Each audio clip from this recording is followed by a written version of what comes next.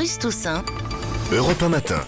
L'actualité internationale avec Alexandre Adler. Bonjour Alexandre. Bonjour Bruce. On part au Mexique. L'élection présidentielle a eu lieu hier et c'est le Parti révolutionnaire institutionnel, le PRI, qui va revenir au pouvoir après 12 ans d'opposition. Son candidat, Enrique Peña Nieto, va être le futur président, le nouveau président du Mexique. C'est quoi? C'est la droite, le PRI? La droite mexicaine? Et c'est toute la complexité mexicaine.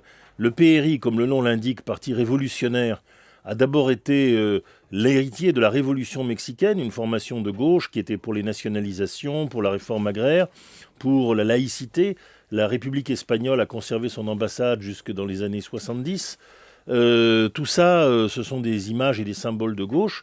Et puis à côté de ça, institutionnel, le deuxième adjectif qui leur a été accolé, c'est un parti au pouvoir qui n'accordait qu'une place absolument limitée à l'opposition, qui n'avait pas le droit réellement de faire campagne, et le monopole du pouvoir en faisait un parti unique du tiers-monde, avec autorité, avec un peu de corruption aussi. Mais après une période évidemment de démocratisation accélérée du Mexique, l'heure est maintenant revenue à ce parti qui, dans l'opposition, a incarné une certaine nostalgie. Il faut signaler que le président sortant, Calderón, ne se représentait pas.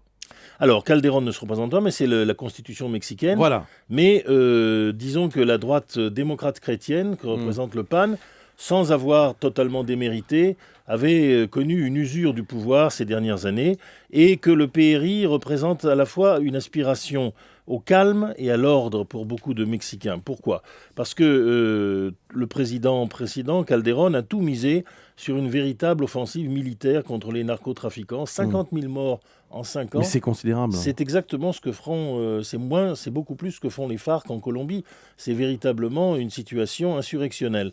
Et les Mexicains qui ne le vivent pas quotidiennement, ça se passe sur les frontières, ça se passe dans des... Mais enfin quand même, qui en sont les témoins effarés, on voudrait évidemment qu'il y ait un retour à l'ordre. Et on sait que le PRI, à sa manière, un peu mafieuse, La guerre va continuer ou pas tenait un contre peu les narcotrafiquants.